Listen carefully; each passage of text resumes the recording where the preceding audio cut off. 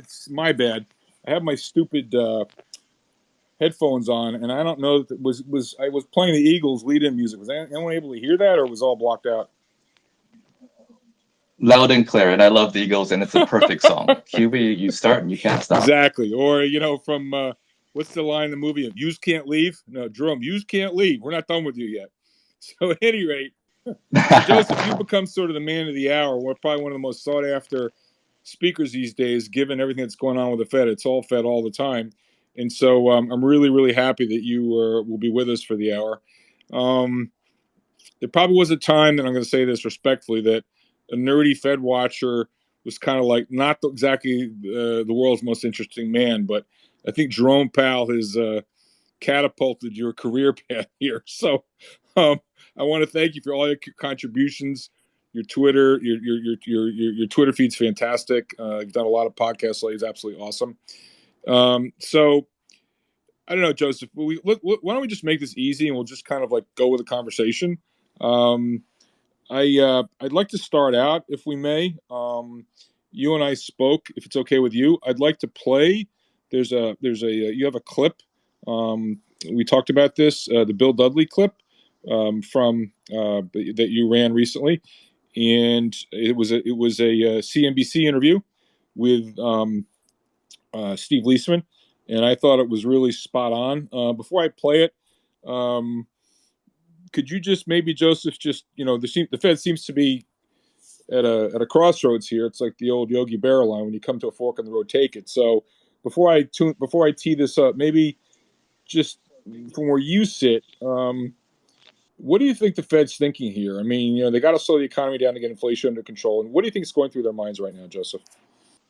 So I think the Fed has a history where whenever they see a poor economic growth, their instinct is to cut rates, and that's certainly been the regime since post CFC. But I think we're in a time where the regime is changing, and the market is not very good at regime change. One of the ways that you can see this is if you remember, right after the GFC, the market was always pricing the Fed to quickly hike rates to about 4% because that's where rates were before the GFC. But that never happened. So Fed was basically low for a very long time. And again, we're at this point where the regime is changing because we have high inflation. And so the market still thinks that the Fed is just going to cut rates immediately because over the past few months, we seem to have a little bit of weak economic data.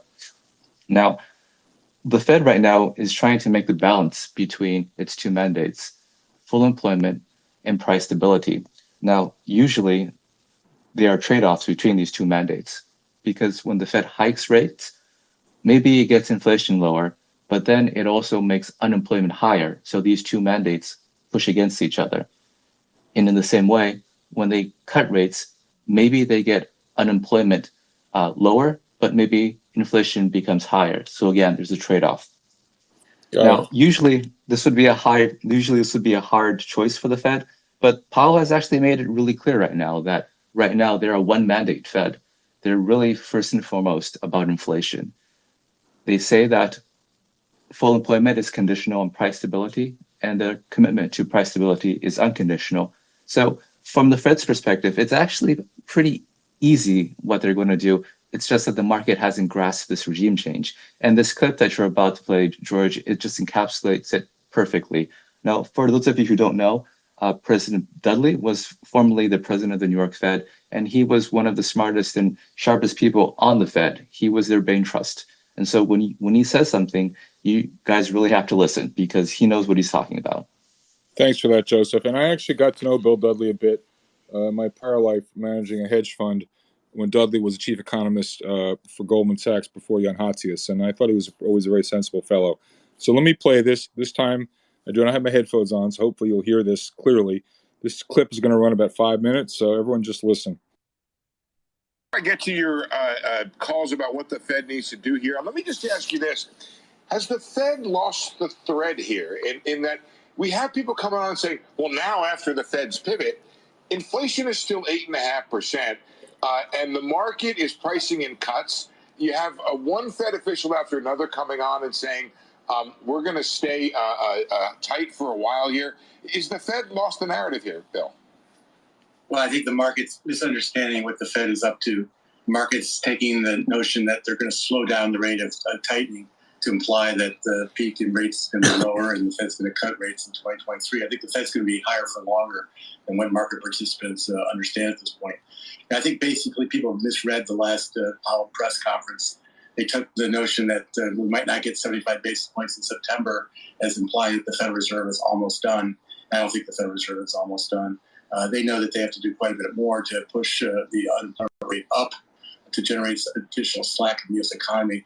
And if you look at underlying inflation measures like the trimmed CPI, trimmed PC deflator, and the median CPI, those underlying inflation measures are running in the 4 to 6% range. So there's a lot of work to do. Even if energy prices come off and bring down the headline rate of inflation, the Fed's got a lot more to do. Bill, why don't you give us your idea of how much more the Federal Reserve has to do? We have Fed officials, I think Jim Bullard is talking about going to 4.4. Even Charlie Evans, these are people you have worked with for many years, is talking about 3.75% to 4%. Is that sort of the range where you think the Fed needs to go? Or do you think it needs to go higher? Well, I think it depends on how financial markets react to the Federal Reserve's tightening. As Powell said, the economy runs on financial conditions, not just short-term interest rates. So if the markets are buoyant, then the Federal Reserve has to do more. I think 4% plus is the minimum that I'm expecting. I think the other thing that's important to recognize here is the Fed's not going to ease off anytime soon because they need to be confident that they're actually getting inflation back down to 2%. The mistake of the 1970s was not that Chairman Burns didn't tighten monetary policy. He did tighten monetary policy, and they actually generated a couple of recessions. But he didn't stay tight enough for long enough, and so inflation got embedded. Inflation expectations rose, and then that's what required Paul Volcker to come in and really put the economy through the ringer. And Chair Powell doesn't want to do that. So they want to be highly confident that they've solved the problem of inflation before they relent. But, Bill, the Fed is not winning that argument. When you look at the rate outlook as priced in the futures market, guys, if you have that Fed rate outlook chart, I don't know if you got it done, but the end of next year, the market is pricing in rate cuts, which tells you that, and I started thinking about this, the Fed's message is not symmetric. It said, we're not even thinking about tightening, but it hasn't said we're not thinking about loosening. So the Fed has been, on the one hand, very strong about easing policy, but not that strong about staying tight. And I also think, Bill, when the market has it wrong, it's sort of the Fed's fault. The Fed has to be responsible for that. What's your view on that? Well, I think the problem here is that the market doesn't believe Powell when he says he wants to get inflation back down to 2%. They think basically if inflation is 3%, middle of next year, and the economy is soft, the Fed will relent. I think that's the key question. I believe that Powell means what he says, but it's going to take time for the market to understand that. Bill, one of the challenges, I'm sure, for Fed officials in trying to convey this message is that if we go back 1 year and see what Fed officials were sincerely saying about how rates were likely to stay lower for longer, maybe we'll have one hike this year. I mean, conditions change, and the market might just be reacting to the anticipated change in what inflation might do, or, inflation could come down the hard way through a recession or the easy way through, statistical good luck and just the Fed's actions already in place. So I just wonder how you would navigate it in that role right now, aside from what is happening already, which is Fed officials saying that nothing much has changed about their current framework. I think the important thing here is if you were willing to ignore transitory inflation on the way up, you need to ignore transitory inflation on the way down. So if the headline inflation rate comes down sharply because of a decline in, say, energy prices, you really want to look through that in terms of what's going on beneath the surface. Let's look at wages, for example. The wage trend seems to be about 5 to 6%. That is not consistent with 2% inflation. Why are wages rising so fast? Because inflation is high and because the labor market is really tight. But the key issue here is the tightness of the labor market. The labor market is much tighter than the Federal Reserve wanted it to be, expected it to be. The ratio of unfilled jobs to unemployed workers is 1.8 to 1. It was in February 2020, when the labor market was also very tight, the ratio was 1.2 to 1. So the labor market is much tighter than the Fed wants. The wage inflation rate is too high, not consistent with 2% inflation. That's why the Federal Reserve has to navigate this, generate a slowdown that lasts long enough to push the unemployment rate up well above 4%. Shepard Smith. So Joseph, I think Bill Dudley nails it, hits it on the head. What would you? Where would you agree, disagree? What would you embellish or elaborate on in terms of what he said, Joseph? I think I agree with you, George. I think he just totally nailed it. So for those of you listening, for context, the market is pricing in that the Fed will begin to cut rates early next year. But the Fed is telling you through their dot plots and through their speakers that they're going to hike rates to about 3.5%, 4%, and they're going to keep it there for the entire year next year. So there's this big disconnect between what the Fed is saying and what the markets are saying. Now, I think Steve Leisman did a great job in that interview when he noted that, part of the reason that the market is not believing the Fed is that because Powell has a reputation for pivoting. Now, if you recall, back in 2018, for example, in December 2018, Powell and the FOMC were telling everyone that they're going to start hiking rates in 2019. However, the market crashed, and then in 2019, they did a 180 and they began cutting rates instead of hiking rates. And that was very sudden, very abrupt, and it made a lot of people very upset. And it gave Powell the reputation of being a pivoter, which is why it seems very difficult for the market to take him seriously now. He probably will have to come out and say something strong, just like earlier, let's say a couple years earlier, when he said that we're not even thinking of raising rates. He probably will have to say something strong, like Steve Leisman suggested. We're not even thinking about cutting rates. Yeah, now, no, I think that's spot on. I love Dudley talking about transitory, saying, if you were willing to ignore inflation on the way up because it's transitory, you should be ignoring inflation on the way down because that's transitory too. So, and then he goes to wage gains, and labor costs are accelerating. We had a catastrophic collapse in productivity or unit labor costs in the second quarter. And there's no sign. I mean, wage gains. I've seen a statistic a couple weeks ago. Can't remember who put it out, but the disparity between wage gains for those who left their jobs to take a new job, and I think they were getting a 6.4% increase, versus wage gains for those who stayed in their job, which is 4.7%. The gap was at 1.7%, and that has been widening considerably in recent months, continuing to show strength in labor markets. So let me ask you, Joseph, with your time at the Fed, what measures does the Fed hold most important, or is that always changing depending where you are? Is it labor costs? Is it core? Is it whatever? Like was the Fed looking at a whole variety of factors, Joseph? The Fed is definitely looking at a whole variety of factors. One thing to note is that the Fed is a very large and complicated organization, and there are many different power centers. And each power center will kind of have their own people, their own advisors, and their own way of looking at the world. And so you could have people who emphasize market-based measures like where tips are trading or inflation swaps, and you can have people who emphasize more model-driven things, such as where is labor, wages, and so forth. So they really do look at a broad range of things. On that note about wages, though, George, something that I would like to bring out is that I've looked at this a little bit. So one of the reasons why we have such a strong labor market, why wages keep going higher, is that we have this fundamental demographic shift where the amount of working people of working age is not really increasing in the US anymore. And in other countries, it's decreasing. And that has to do with simply demographics. You have the baby boomers retiring.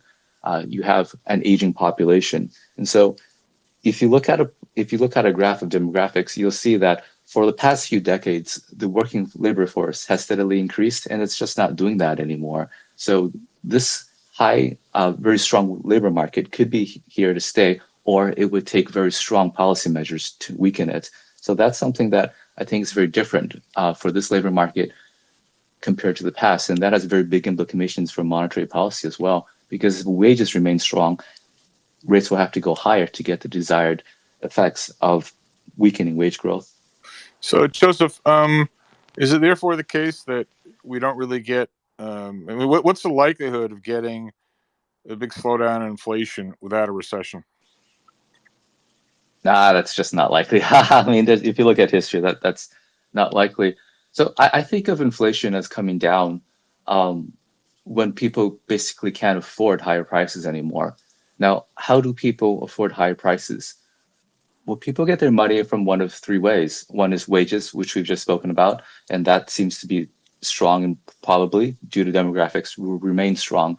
But the other two parts are things that the Fed has more control over.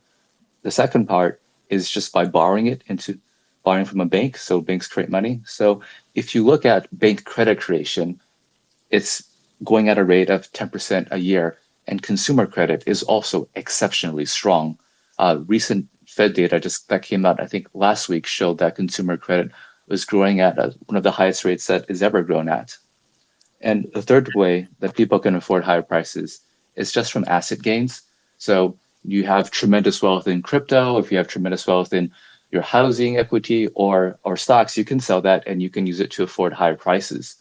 And as we see, look around, S&P steadily moving back up, almost close to 10-15% from all-time highs. So these last two segments, credit growth and asset value, that's something that the monetary policy has a lot of influence over. But it looks like so far where we're at, it's not been effective in slowing those two factors down. So it doesn't seem like inflation will slow right now. What do you think is going through the minds of? You mentioned before they're going to have to do something else. So whether it's open mouth operations, as I like to refer to it, or I don't know, like if you had to handicap this, I mean, the higher the market goes, the less happy the Fed must be. So what could you imagine they might do? Yeah, I'm sure they're definitely not very happy right now. Imagine them watching the market react the way that they thought they would, having it come down, having mortgage rates shoot up, and now having all of that reverse. So that's definitely not going the direction. They need financial conditions to tighten, as Dudley suggested. And there's a few ways they can do. They're mostly relying on communications, as you suggested. They can trot out Fed speakers. Over the past week, they've had Fed presidents come out, but Fed presidents really aren't all that important. What they really need is someone as part of the troika to come out. So the power center in the FOMC is Powell and the two vice chairs, which is at the moment Brainerd and Williams at FRBNY. So they need one of those three people to come out and say very strongly that they want the market to price out the rate cuts next year. That also puts them in a very complicated position, though, because Powell just recently said we're not doing forward guidance anymore. So they're kind of in a bind of their own creation. Some other ways that they can communicate is through things like the Fed minutes. Now, Fed minutes and any other communication like that, it's not really a contemporaneous account of what actually transpired. It's a policy tool designed to conduct monetary policy.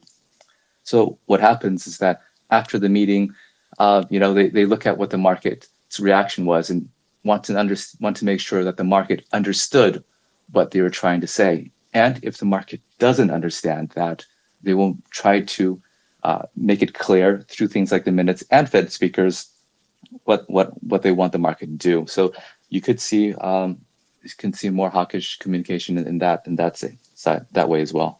Joseph, with Jackson Hole approaching, if markets continue to drift up, what would be more of a surprise? They say nothing, or they actually say something? Because they've got the perfect stage to say something. Given the way you describe it, strikes me to be rather odd if they didn't say anything. What's your take?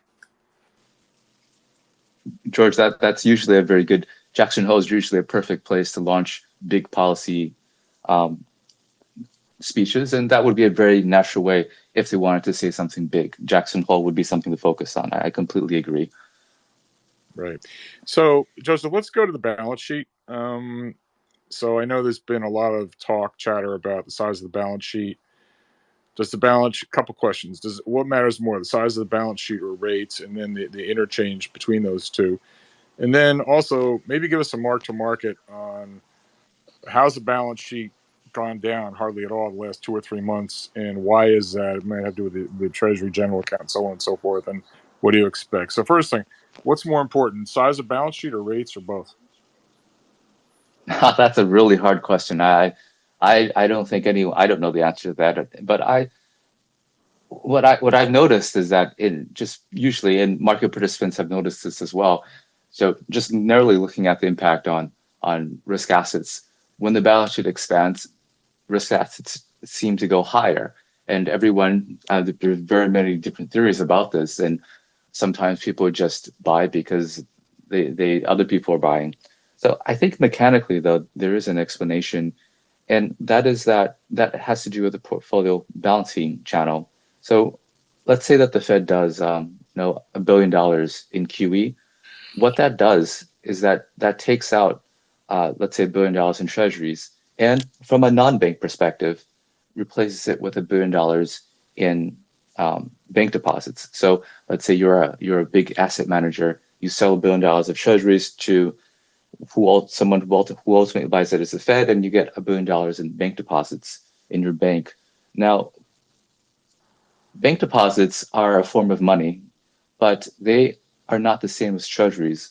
On the one hand, they have credit risk, and on the other hand, they basically have no yield. So, on a system-wide level, when the Fed's expanding its balance sheets, it's taking out safe assets and replacing them with assets that have credit risk and have no yield. So, if you do this at a very large scale, obviously someone somewhere is not going to be able to accept bank credit risk, and they're not be able to accept 0% yield. So they're going to go and let's say they go buy corporate bonds, buy AFO bonds, and buy mortgage-backed securities, and maybe on the margins, someone somewhere buys more stocks. So this chain reaction to me seems rather predictable, and it's something that I think the market has come to appreciate. Rates matter as well, but I think they matter in a different channel. So when I think of the Fed adjusting rates, what I think about is that they're basically altering the value of treasury securities and other fixed income assets in the financial system. So, for example, if the Fed were to hike rates, then if you hold treasuries or any other fixed income security, you immediately get a haircut in your asset value.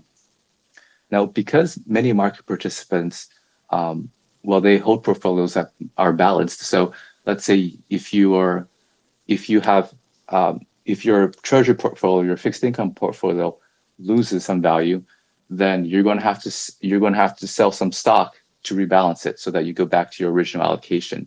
And so mechanically, when you hike rates, you're essentially reducing the amount of collateral or money in the system, and that forces people to rebalance and sell the risk assets. So I think of that as the more mechanical channel as to how rate hikes or rate cuts feed into the risk asset section. Now, George, about the balance sheet. So I get a lot of questions about that. Is the Fed really doing QT? And why hasn't the balance sheet really shrank a lot? So the balance sheet is shrinking, and the Fed is doing QT exactly as they telegraphed. But it's not easy to see that because there are some accounting differences that may obscure what's happening. And I'll go through two of them that I think are making the biggest difference. So if you look at the Fed's Treasury portfolio, you'll notice that after it stopped QE in March, the Treasury holdings actually continued to steadily increase. That's not the Fed buying more. That's simply due to accounting from TIPS. So the Fed owns some TIPS, which are Treasury inflation protected securities. And the way that TIPS work is that every month, the principal of TIPS is adjusted to take into account inflation. So let's say if you had $100 in principal in TIPS and inflation, let's say was 12%, maybe after a month, you have 101 in principal in TIPS. So Fed owns a lot of TIPS, inflation is high. So it looks like the Fed's Treasury portfolio is increasing, but it's not because they're buying stuff. It's because that their TIPS portfolio is becoming larger. Now, the second part, but so if you take that into account, you actually see very clearly that the Fed is shrinking its portfolio of Treasury securities by 30 billion a month, which is what they said they would do. The mortgage-backed securities part is a little bit more complicated. That's because the Fed buys mortgages that they can settle within 3 months. So some of the mortgages that were bought 3 months ago are just hitting the Fed's balance sheet now. And if you have that dynamic, then when the Fed is shrinking its portfolio, sometimes you'll still see increases in the mortgage-backed securities holdings. And that's because it's just past purchases selling now. So, but if you take that into account, that they are definitely doing QT there as well. Thanks, Joseph. Let's go in a slightly different direction. Is the Fed, to what extent, and again, it may vary depending on what's going on in the markets, but to what extent is the Fed paying attention to the dollar and to level of the stock market in its thinking? So they pay a lot of attention to this. This is part of how monetary policy works in their view.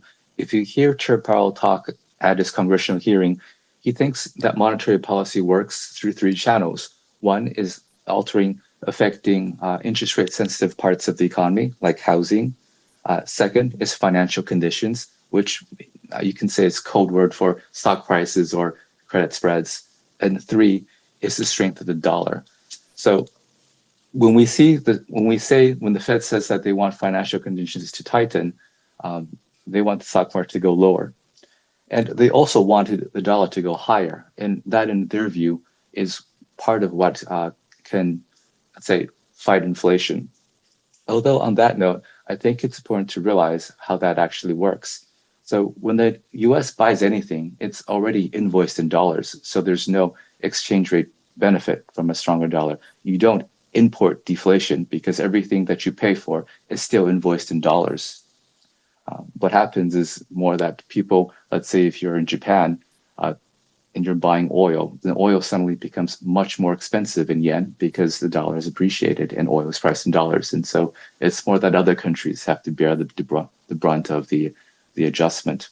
Now, the way that the Fed works is that, so I used to work on the open markets desk, and every day that we brief the Board of Governors in DC what's going on in the markets. So things like financial conditions, where credit spreads, what's the stock market doing, FX, where the dollar is strengthening or weakening against. That's something that we brief them on a daily basis. And if they have any questions, we follow up and look into it. So it's something that they're very attuned into. So, Joseph, that leads to another question. And you and I touched on this briefly earlier this morning. And we were talking about, how is it, how did the Fed get it so wrong last year? Many people talk about the possibility of a policy mistake being made. Well, the policy mistake already was made when inflation went from 1 to 7, and they didn't do anything. So, how did that happen? Or is the Fed that blind or that politicized? Like, could you explain that, please? Yeah, I think this has to be one of the greatest policy mistakes of our time. And unfortunately, the Fed was very adamant that inflation was transitory. And as we see, that did not play out. Inflation came down a little, but most recently it's still around 8.5%. So how did the Fed get in such a huge mess here? I think of it. I think there are two reasons. One I think is more high level and not specific to the Fed. So if you ask the Fed, how did you get it so wrong? They'll say, the private sector, they got it wrong too. And hey, you know what? Look across the pond, look across the world. All those guys, they got it wrong too. So, we're in a good company. It's not really, that doesn't really excuse them though. The problem I think has to do with the reliance on the macroeconomics profession. So macroeconomics seems to approach the world as if it were some giant equation and study it with the tools of physics. But unlike physics, things in the social world, in markets, in the economy, these relationships are always changing and they're very complicated. And so using the toolkit of physics just doesn't seem to get you good results. So rather than saying narrowly that this is a failure of the Fed and keeping in mind that basically everyone else who was a PhD economist failed, I think it's more of a failure of the economics profession. That being said, I think there were also political drivers of this as well. Now, the Fed is comprised of people, and they have their own beliefs and values. One thing that it may not be clear to you unless you work in the Fed is that the Fed is very much leans towards the Democratic Party. Maybe that's not surprising since they're part of government. There's a very good article in the Wall Street Journal by Michael Derby, who actually looked at the political donations of people who work at the Fed and just overwhelmingly to the Democratic Party. And so when the Biden administration is trying to push big spending bills, there are a lot of people in the Fed who are sympathetic to those values and to those goals. And I think that makes it into their analysis and that filters through to the FOMC to make it more inclined to agree with the company line, which at the moment, at the time, since the Biden administration was trying to pass large fiscal spending, was that inflation was transitory. Joseph, let me ask you, and we'll keep this at a high level, so you don't have to name names, but this is a very humbling business. You're a market animal. As Yogi Berra famously once said, I think it was something along the lines, predictions, especially about the future, are difficult, okay? And so you're going to get it wrong a lot of the time. That just comes with the territory. And when you see someone, it could be a portfolio manager, good thing they never say that about me, or a strategist or whoever, so filled with certainty. It's like I always say to myself, note to self, that guy's cruising for a bruising. And when you talk about how the Fed made this mistake and pointing to the failure of the macroeconomics profession, I mean, my gosh, the Fed, if I'm not mistaken, employs 400 PhD economists. I think they got more economists than anybody else. So, dude, not you, but dude, if I was talking to Powell, I'd say, look in the mirror. But if you never make mistakes, quote unquote, or you never can admit to making a mistake, it puts you in a pretty dangerous position. And so, and I'll tell one other story in the question. I remember a few years ago, a friend of mine actually met Jerome Powell at a speaking engagement somewhere, and he was talking to him beforehand, and he was showing him some weekly research from Ed Hyman, Evercore ISI, does great work, and they have their surveys and whatever. It's real-time data. It's not predictions, it's real-time data. And Powell seemed befuddled. It's like, oh, where'd you get that? Oh, that's really good stuff. Could you send that to my office? So my question to you is, are these guys just in their own kind of like ivory tower, and they don't, they're not really in the real world? And then one, and then two, what would you say about their sort of humility or lack thereof? Yeah, that they are definitely in their own world, and the Fed does have a small army of economists. The typical Fed senior, let's say, official economist, senior official who is an economist, their career path is kindergarten to PhD, and then they go to the Fed and become a Fed lifer. So the people who have a lot of influence in monetary policy and research, these people don't really have any real world experience. They've never traded anything. They've never worked in the private sector. They've never ran anything. So their experience is limited and comes through textbooks mostly. So that's part of the reason why I think that some of the research or some of the things that come out of the Fed don't seem to make a lot of sense to someone who has actually in the real world, like yourself, George, who has a lot of experience. But I will say something to Chair Powell's credit, though. Now, Chair Powell, he comes from the industry, and he's not an economist; he's a lawyer. So I remember when he first joined the Fed, he made a remark, something to the extent that these models that he gets from economists, they're mostly for reference. So he understands that this stuff, what they produce, it's nice, but it's not something to be taken literally. And he's recently come out with the saying we should be humble and nimble. So I think he's beginning to more and more realize that this army of PhD economists he has, maybe they don't really know what's going on. Got And he probably needs to listen to people like your friend there. Got it. So just to reset the room, we're speaking with Joseph Wang, aka the Fed guy. He is absolutely must follow if you want to get an understanding of what's going on with all things Fed, and the market's all Fed all the time right now. So Joseph, I hang on to every word you say, and I watch all your podcasts, and I want to thank you for all this. If you have a question, please raise your hand, come on up. Joseph, so with all that, for the average listener in the room, we're just trying to make money and figure out what to do with our capital. What does this add up in your mind? What does this add up to in terms of outlook for risk assets, stocks, bonds, et cetera? What's the takeaway as you see it? So the way that I view the market is that the biggest driver in the market post GFC is monetary policy. So not earnings, not anything like that. It's what the Fed will do. Now, the Fed is actually really, really clear what it will do. it wants to tighten financial conditions. That means rates have to go higher. That means risk assets have to go lower. So if you're in the market, I think what you should do is you should have a much higher cash allocation. You should stay in the short end. You should stay liquid.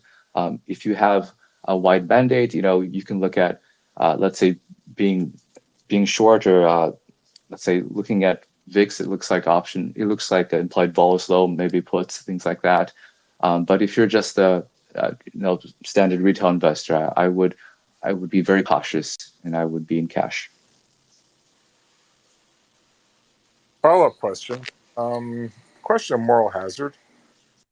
I mean, all these excesses, and there are too many to enumerate here. It's plainly a function of just too much money in the system. We've had the everything bubble: stocks, bonds, commodities, real estate, collectibles, baseball cards, SPACs. I mean, you just go down the list. The notion of moral hazard. And I think it was Jeremy Stein, former Fed official, who's no longer, I think he's back at Harvard, really smart guy. He spoke a number of years ago about the feedback loop and the role of instability in asset prices in determining policy. Is this a view which is shared widely or even discussed at the Fed, the idea of moral hazard? I think if you remember during the GFC period, moral hazard was very much in the minds of people like Bernanke at the time, and that was part of the reason they let Lehman fail. But that didn't work out all that well. So I think that the approach taken is different since then. Now, so when you have these crises, you have to there is, as you say, the trade-off where you could step in, but then if you make sure that bad agents aren't punished, then you just get more bad behavior later on. The approach taken since the GFC is simply to make sure that people are not in a position to get into a position where they need to be saving. So post GFC, there's tremendously more regulation on banks, for example, and money market funds, so that they're not able to take as much risk as they used to. So they'll never be in a position where they have to be bailed out in the public. Now, you can think that if this approach is taken to the next level and we still have big failures, let's say a regulated entity like a bank, but maybe like let's say a mutual fund or something like that blows up, or maybe let's say someone a crypto lender or something like that blows up, and that causes a lot of damage, then the answer is to build it out for now to prevent the damage from hurting people right now, but to then up regulation significantly so that they'll never be in a position to harm everyone else again. So that's my impression of their approach. Right. That's looking at it from one perspective. What about the other perspective, i.e., who was the arsonist that created the conditions that set up the excess, the speculative boom in the first place? So I'm thinking about moral hazard the other way. Like when you see, you may say, well, as long as the banking system's not at risk, who cares if tech stocks go to the moon and back again? But whether it's SPACs or it's crazy tech stocks or this, that, everything else. I mean, or real estate, which is enormous asset. The biggest way, the way to ensure that you don't have a bust is prevent the boom in the first place. Does that ever enter their thinking? Yeah, I'm not sure how Tao thinks about that. That's a very difficult question because there are trade-offs involved. I mean, booms have good things come out of booms, right? So sometimes good technology, good companies come out of booms. If you don't let people, because you're afraid of the bust, you don't let people boom, then that's not clear. That's necessarily good to me. So it's a trade-off question decided by people. Yeah. Got it. Let's move over to crypto a little bit. Does crypto even show up on the Fed's radar screen? And then two, thoughts potentially about CBDCs coming down the road. Yeah, for the first part, so I can say that the Fed doesn't care about that's crypto or the altcoins, Bitcoin, things like that. So when I was on the open markets desk, our job was to brief Fed officials on things that they cared about in the markets, and they never cared about what was happening with the price of Bitcoin or Ether or something like that. So from their point of view, this was just a speculative asset in the fringes of the financial system. It was very small, it did not pose any systemic risk. They were not worried about it at all. It was like, say, the US military not being worried about Somalian pirates far off in the ocean. On the CBDC thing, that is ultimately a political question, and the answer that you get really depends on who you speak with. If you talk with, let's say, former vice chair of supervision, uh, Quarles, he'll say that, at CBDC, it doesn't really make a lot of sense. And from my perspective, I agree with him. So I don't really see what a CBDC would do. When I go to the bank, I put money there. My deposits are guaranteed by FDIC insurance, so it's safe. When I make electronic payments through Visa, MasterCard, it goes through instantly. I don't have any problem at all. And I'm sure anyone who wants a bank account can just go to their local bank and open up a bank account and get a cup of coffee. There's no way a CBDC would make banking more accessible. But if you speak to other members, let's say Brainerd, she'll give you a different answer. She'll talk about safety in the financial system, efficiency in payments, making competition, things like that. I don't really know what they will do. It's going to really come down to who's in charge of the Fed at that time. So concretely, there I don't see a CBDC playing a needed role, but I think it does serve a political purpose. If you see across the world that who likes CBDCs the most, it's ultimately places like China, because CBDCs are a very powerful surveillance tool. So I think it really just depends on your political view. Great. So again, if you have a question for Joseph, please raise your hand. Joseph, for those of us who have not had the privilege of working on the desk, and haven't, and I presume you've had interactions with most, if not all, the bigwigs that we know of. What is it that the average person wouldn't appreciate about the Fed, the inner workings of the Fed? Is it just, they're just ordinary guys that don't know what they're doing, they're trying to figure it out, or they're arrogant blowhards full of themselves, or they're filled with it's incredibly politicized? I mean, what is it like actually working there? And maybe speak to, perhaps it depends on the different levels of the Fed. Maybe the guys on the desk don't get to talk to the big shots, and just give us a little sort of inside baseball, what it's like actually working at the Fed. So like in any place, there are good things and bad things. I found working on the open market stacks to be a tremendous experience. So when you're on the desk, you can talk to basically anyone in the financial world and ask them for their perspective as to what's happening in the market. So we had relationships with all the big banks, all the big investment funds, foreign central banks, and so forth. And we also had tremendous amounts of confidential data. So it's a tremendous place to learn. You get an inside view of the financial markets that literally no one else in the world has. But when it comes to personnel, though, one of the things that you'll know that, well, the Fed is government. So at the end of the day, it's a business that can't fail, run by people who can't get fired. And so the incentives aren't there ever to do a very good job. And that's kind of what happens at the Fed. So people join, many very smart and motivated people join, and they learn a ton and they leave. And the bottom line is that if you're a company that doesn't have any profit or loss, that can never fail, there's really no point in trying to retain people. And so you become mostly just a utility, or a place where people sit around and collect paychecks. So the people who actually eventually rise up to decision-making levels at the Fed, they tend to be there almost completely on the strength of their tenure, whereas everyone else who could leave, they would go to the private sector and make a lot more money and be judged by what they can do. So there's this huge negative selection there, and that I think is really, really concerning, because the Fed is such a powerful institution.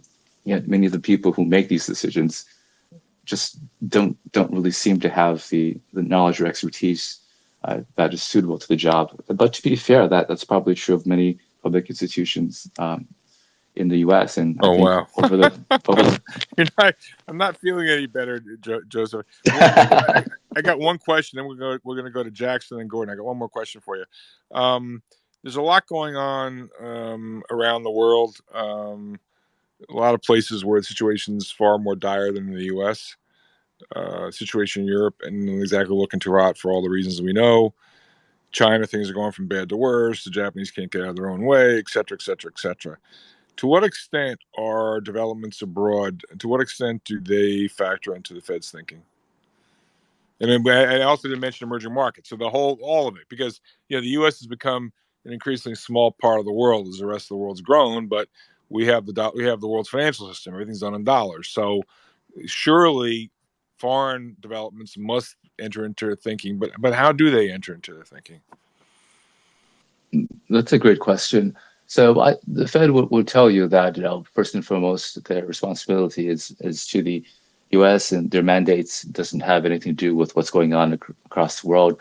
And that's true. But what's unique about the Fed is that they control the dollar, and the dollar is a global currency, as you noted, that's used around the world.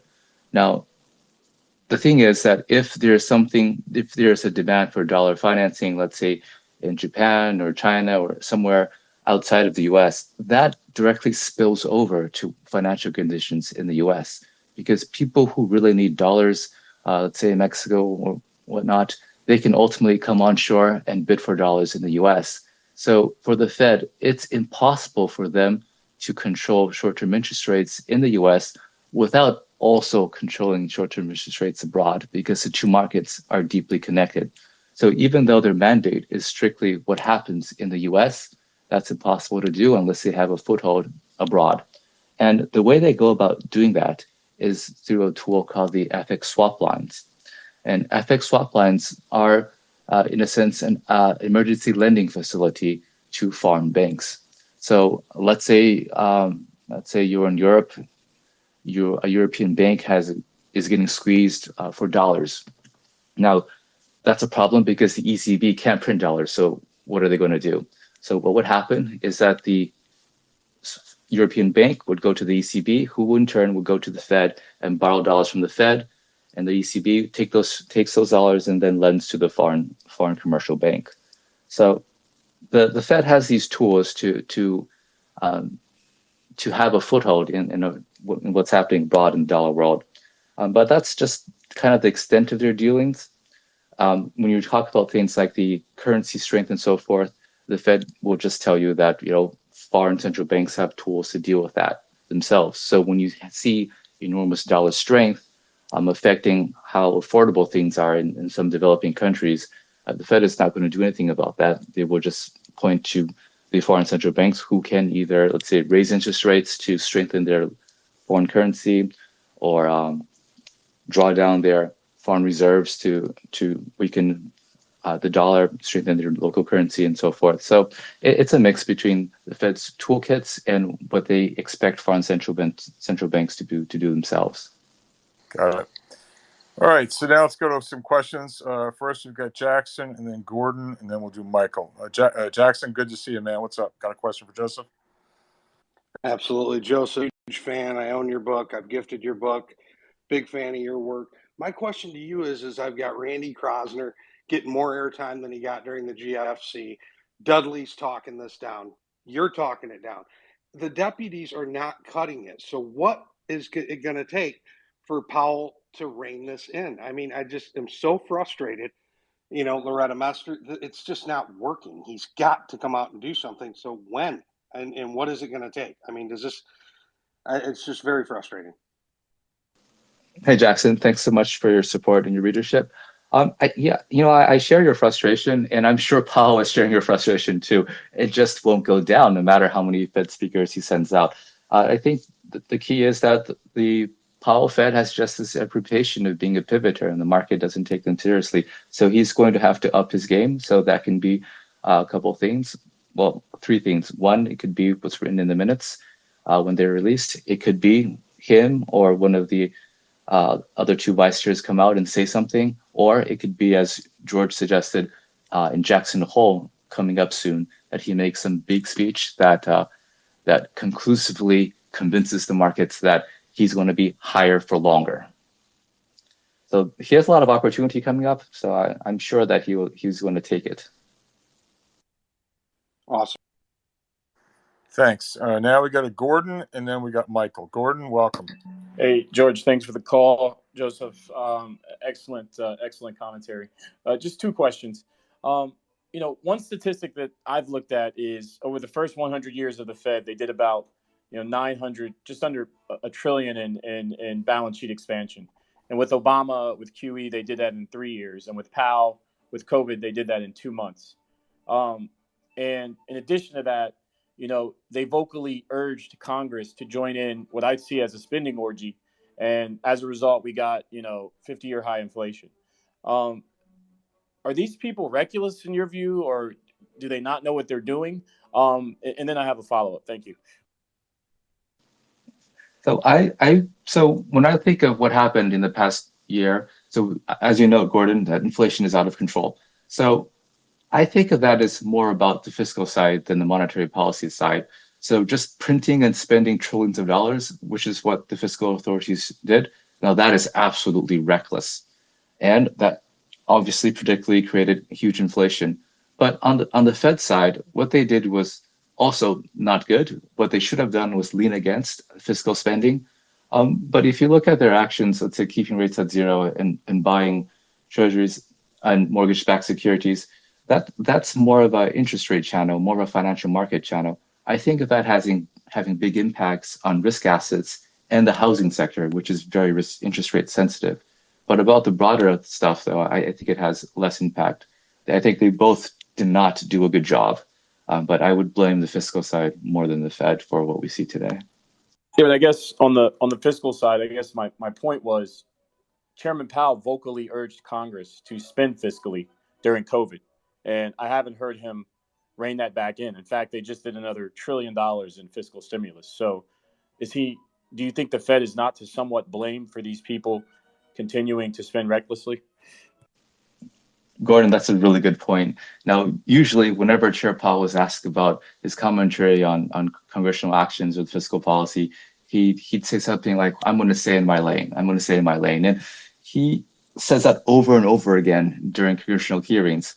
But as you correctly note, back then he was hinting that, you should go big. So that was definitely, I think, a wrong move on his part. He should not have done that. And that does, I think, give him some more responsibility for what we see today. Okay, one last question. Not to plug anybody, but Daniela DiMartino, she has a pretty good book that I've read a couple of times. And my key takeaway is that people inside the Fed know these models don't work, but they continue to use them. And given you have some experience there, wanted to know your thoughts there. And then one last question, and this is kind of a 2,000 foot up question, not to be aggressive, but when I look at great empires, like it seems like inflation is what has really brought down great empires. It's not wars. The wars are preceded by heavy inflation. Is there a fear of inflation at the Fed, or do you think that they just don't care? Thank you. Well, they say they care a lot. I don't know what's in their head. So about the models, so that really depends on who's making the decision. Everyone approaches this problem differently. Powell, of course, is not a PhD economist. He's noted that models are kind of a reference. So I would think that he doesn't take these models seriously. At least that's what he suggested when he first came in. He seemed to change his mind and rely more on forecasts as his tenure went on. Now I'm hoping that this recent fiasco convinced him that these models are not reliable. And so hopefully he doesn't rely on them as much anymore. I think you raise a good point about the incentive structure. So everyone who said that inflation will be transitory and contribute to these policy errors, I'm sure they all work at the Fed still. So there's really no accountability. And because there's no accountability, it seems like from an incentive perspective, there's no reason to really care whether or not you're doing a good job or not. If we have high inflation, if we have to induce a recession to get inflation under control, that really doesn't affect anyone at the Fed. They'll still have their jobs, they'll still get their lockstep increases, and they'll still have their guaranteed pension. So there's an incentive problem here that's not easy to solve. Thank you. Thanks, Gordon. Let's go to Michael and then Kevin. Michael, the floor is yours. Hi, thanks, guys. I'm the chief economist at IBM. So, Joseph, I download these SOMA statements every week, all 7 major categories. And once again, we get a week with no change in quantitative tightening. And they're about 35% of the way where they said on schedule they'd be. When are they ever going to start quantitative tightening, and why are they being so slow with this? What are you afraid of? Yeah, so Michael, thank you for your question. So they are doing quantitative tightening exactly as they noted. The reason this doesn't look that way on their public filings has to do with just two idiosyncrasies in accounting. First is that when you're looking at the treasury portfolio, uh, the Fed has a lot of TIPS, which are inflation protected securities, and TIPS principals go up each month as they're adjusted for inflation, which is very high. So that's kind of the reason why their treasury portfolio might seem to go up a bit sometimes. And it might be the reason why it seems like they're not doing the full decline in what they promised. Now, the second part, when you're looking at the MBS portfolio, it is also declining, as they say, but it might be obscured by the fact that some settlements, so when the Fed buys MBS, it'll settle within 3 months of purchase. So sometimes the balance sheet can go higher because purchases made in the past are just settling and showing up on the balance sheet today. So that's why that the drop in MBS isn't that super apparent. I actually have a piece on this that I could send you if you're interested. So you can just send me a DM, but it's just really about accounting. Great, thanks. Thanks, Michael. Let's go to Kevin and then David. Kevin? Hi, guys. George, great space as always. Joseph, really enjoy your work. My question relates back to back in the dark ages when I used to trade a short book.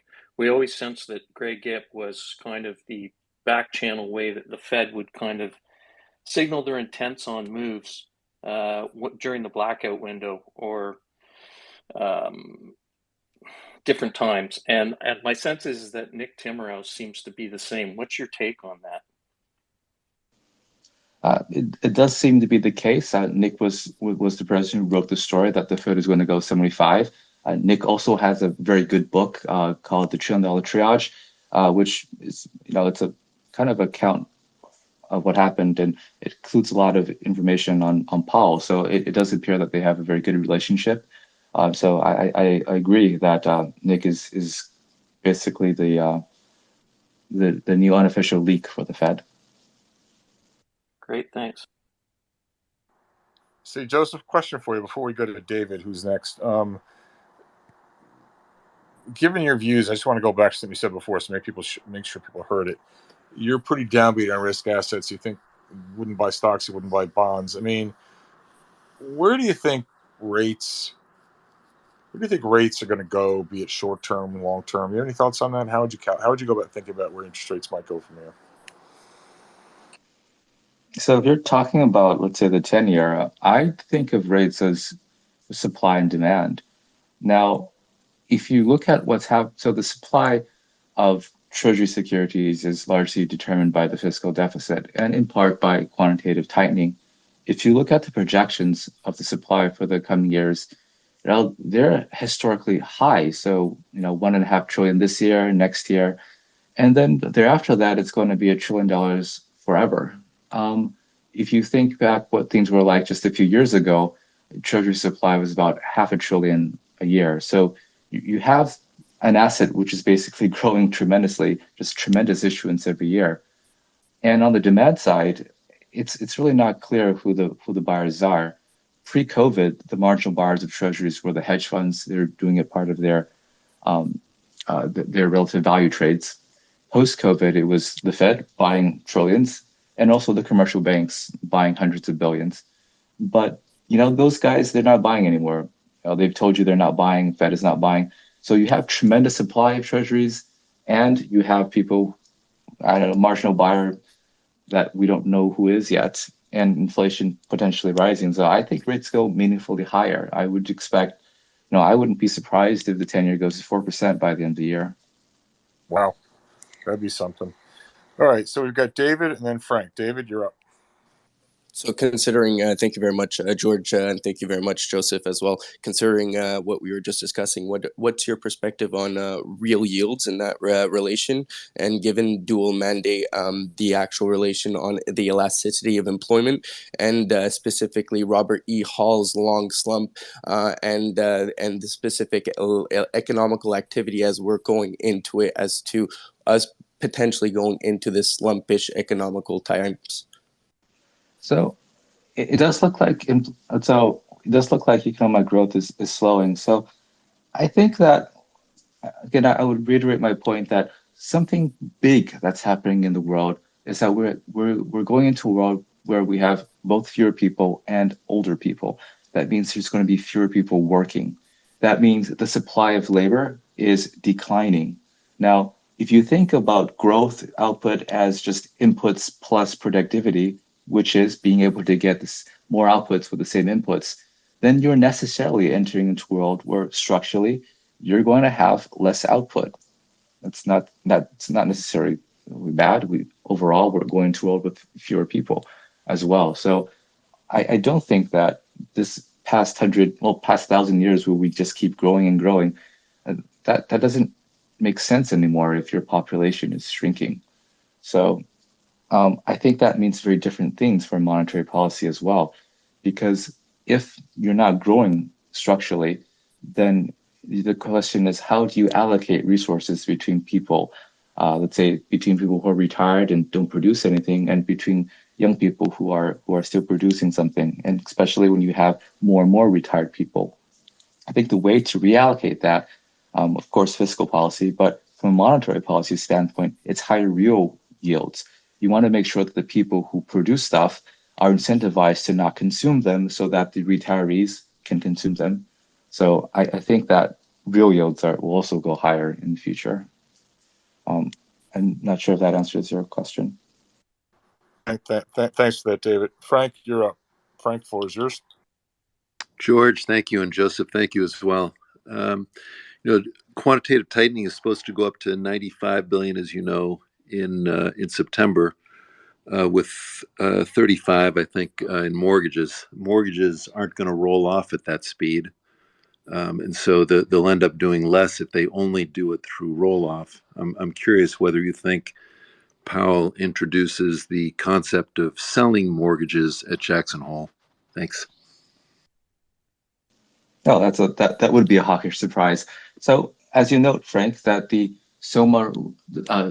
cap mortgages is 35 billion, but because prepayments are low, the expectation based on projections from FRB and Y is that it will be about 25 billion in principal payments a month. So they're never going to hit. There's going to be 10 billion gap between the cap and what actually gets paid down every month, and that 10 billion gives them leeway to sell, let's say, 10 billion a month to meet that cap.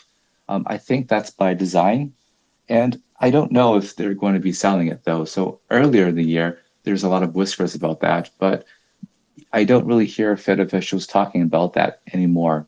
One reason could be that if you look at the spread between mortgages and the 10-year, it's pretty wide. So just selling mortgages, I don't know, it's maybe not that necessary. Maybe what's really the problem is just the 10-year is too low.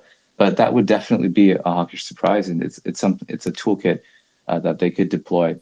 Mortgage rates look like they're back down, maybe around 5. So if that's something that concerns them, that's definitely a lever they could pull. Thanks for that. Hey, Joseph, do you think the Fed has been surprised by, obviously the market response function in terms of what the stock market has done has surprised them, or the market's not obeying them, so to speak. But in terms of the economy, cockamamie idea I have, and that is that when I kind of look at the world, balance sheets, generally speaking, and again, averages are very misleading, but generally speaking, if you look at, say, at the consumer balance sheet, or look at consumer debt service ratios, they're very healthy. Corporates, certainly as evidenced by spreads, have started to move out a little bit, but they're still, reasonably tamed. The idea that the system's so much more liquid that they kind of, foam down the runways before impact. It may be leading to a notion that rates have to go a lot higher to slow the economy meaningfully compared to, say, previous cycles. I mean, I'm sure you've read your share of articles over the last few years. Oh, the economy is so levered. If rates just go up, 0.25%, 0.5%, whatever, the world's going to come to an end. And maybe that was true a few years ago, but the idea that, again, economic actors are more liquid and have better balance sheets maybe means that rates have to go up considerably more. Real rates have to go up considerably more to bring forth the slowdown in the economy that they're looking for. Does that make any sense to you at all, or completely crazy? What would your reaction be? That makes perfect sense to me, and probably part of the reason why the economy is still just doing. If you look at, let's say, credit growth and asset prices, still pretty strong. You're right that many people point to the large debt burden that the households have, but as you know, there's another side to that as well. There's the liabilities, but there are also assets, and assets have gone up a lot. Such a consumer household net worth is, still near all-time highs. And if you look more closely on the liability side, a lot of people were able to refinance their mortgages at historically low rates, and mortgage debt is the biggest portion of debt for households. So you have a lot of households who are basically locked in at 2.5%, 3% mortgages, even as inflation is 8%. So that's a big tailwind for households, and it probably suggests that all things equal, you also have to have higher rates to be able to slow down their spending. So not just that though. So people have talked about the household savings a lot as well, and that is actually true. So back during COVID, the government showered a lot of money on people, and people didn't have the opportunities to spend it. But it wasn't just government stimulus. A lot of the upper income people, they usually they spend their money on experiences like travel, like restaurants, and that was all closed. So you had all these people who were making a lot of money and just not spending it because they didn't have anything to spend it on. That over the past 2 years, that accumulates to about over $2 trillion in extra savings that people have to spend, and that's I think kind of a sizable war chest that can be used to continue to fuel spending no matter what interest rates were. So I think that's a point that could suggest that could agree with your suggestion that maybe rates actually need to be higher because the households are in a stronger position than they were in the past. Thanks, Joseph. That gives me a lot to think about. Let's go to Weimar. Weimar, the floor is yours. Hey, thanks for letting me talk. So my question is really about something Neil Kashkari said at the beginning of August. He brought up potentially basically slowing down the money multiplier by using the counter-cyclical capital buffers that are available for banks. And I was wondering if you thought that was a serious suggestion the Fed might actually pursue. He also said that 18 countries across Europe will have activated it by the end of the year, the end of next year, actually.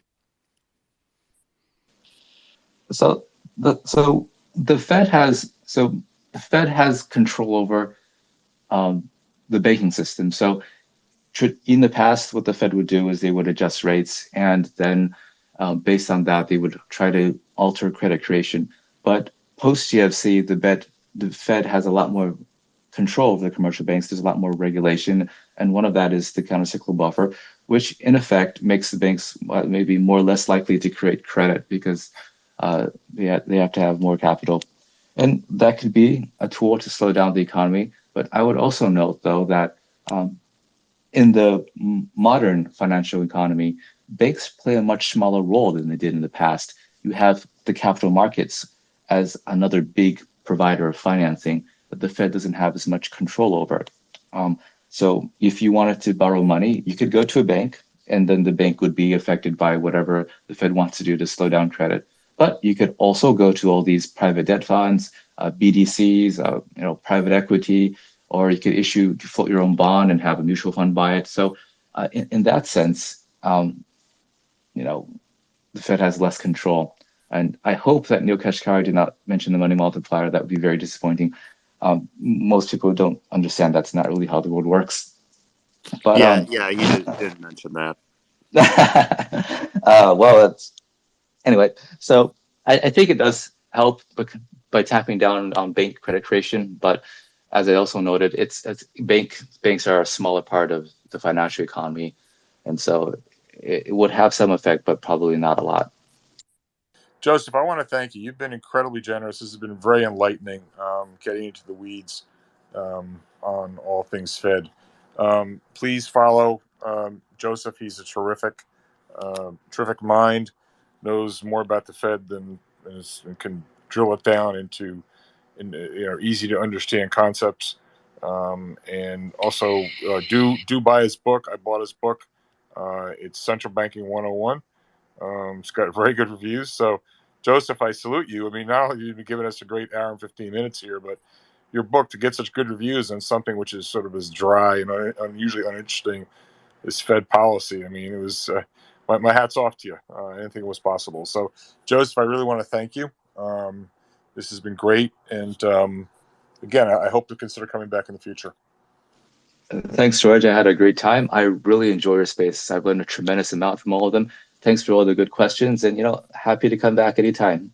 No, more than. I hope you'll consider coming back. And what makes these rooms so great is contributions from folks such as yourself and all the folks in the audience. I mean, you got a tremendous audience here. So anyway, with that, I'd like to close the room. It's a beautiful day outside, and I got work to do. So I want to thank all of you. And stay safe. Be well. Take care. Bye-bye.